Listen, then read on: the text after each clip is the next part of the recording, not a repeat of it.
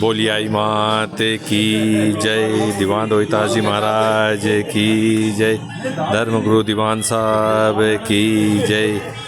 आई माता जी व दीवान रोहितास जी के इतिहास की प्रदर्शनी व धुनी सिद्धि विनायक मंदिर सैकड़ों वर्षों तक अलग अलग मंदिरों में व चित्र पूजित माता जी के पाठों के दर्शन आज हम आपको जो कल प्रदर्शनी दिखाए थे उसके आगे का भाग दिखाने जा रहे हैं। बोलो आई मात की जय।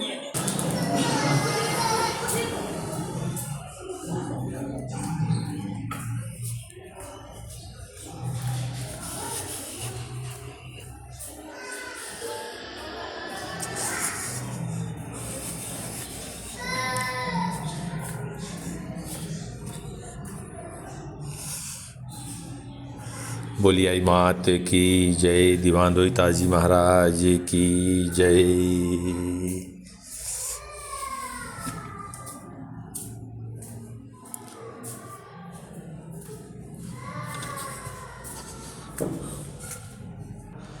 आज हम रोहितास जी की प्रदर्शनी का धर्म लाभ लेंगे। जोधपुर दरबार ने अपने पुत्र चंद्रसेन जी की योग्यता देखकर रात तलक किया।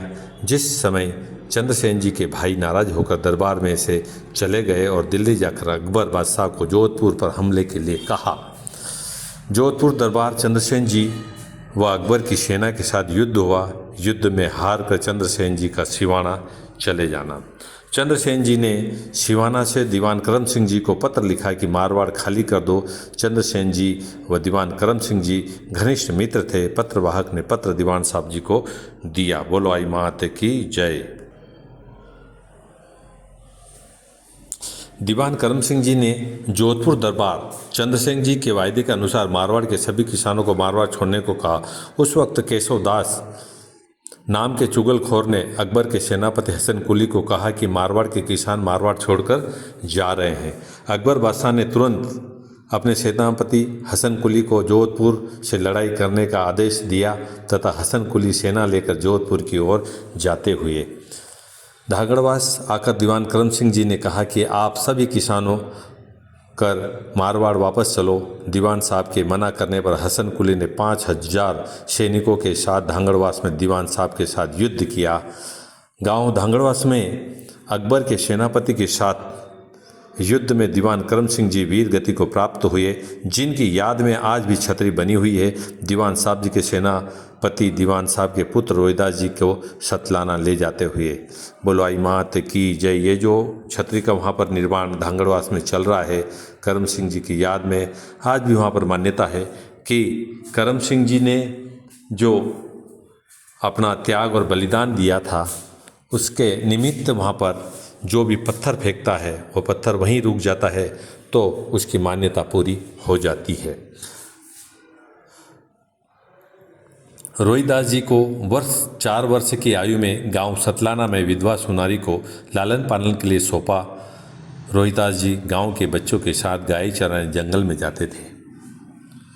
उस समय अलग अलग 60 ढाणियों में सतलाना बसा हुआ था। तब दीवान रोहितास जी ने वहां पधार कर 7 ढाणियों को मिलाकर एक गांव सतलाना बसाया और श्री आई माता जी की बड़ेर मंदिर की स्थापना करवाई।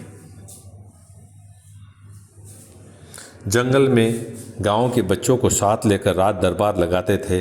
दोपहर में पेड़ के नीचे विश्राम करने पर एक नाग ने उनके सिर छतर किया। इस घटना को गांव में एक राजपूत ने आश्चर्यचकित होकर देखा। राजपूत ने विधवा सुनारी से श्री रोहितास जी का परिचय पूछा तथा जोधपुर के दरबार उदय सिंह जी को बिलाड़ा के लिए दीवान श्री रोहितास जी का गांव सतलाना में होना बताया। दीवान रोहितास जी ने बिलाड़ा के से सतलाना पधार कर विधवा सुनारी से मुलाकात की। उसी रात जैसलमेर के भाटियों डाकुओं ने गांव में डाका डाला। सतलाना से भागे डाकुओं का पीछा कर काली जाल पकड़ा और उनके आत्मसमर्पण करवा कर अपना डोराबंद बनाया। भक्त श्रेष्ठ दीवान रोहितास जी की बढ़ती कीर्ति को देख मारवाड़ जोधपुर नरेश की ईर्ष्यालु ने के द्वारा भ्रमित करने पर क्रुद्ध हो जोधपुर दरबार में बुलाना।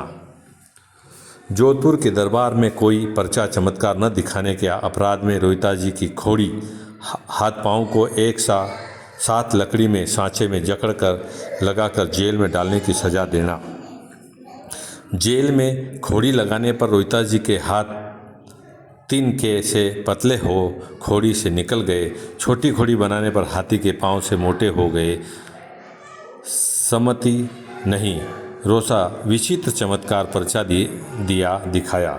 ईर्ष्यालु विरोधियों द्वारा तंत्र मंत्र का चमत्कार समझकर सिद्धि से भ्रष्ट करने हेतु धोखे से बिल्ली का मांस परोसकर, परंतु रोहिता जी के छूते ही बिल्ली सजीव हो उठ भागी, यह दूसरा चमत्कार पर्चा था। बोलो आई मात की जय। दीवान रोहिता जी महाराज की जय। भक्त प्रवर दीवान रोहिता जी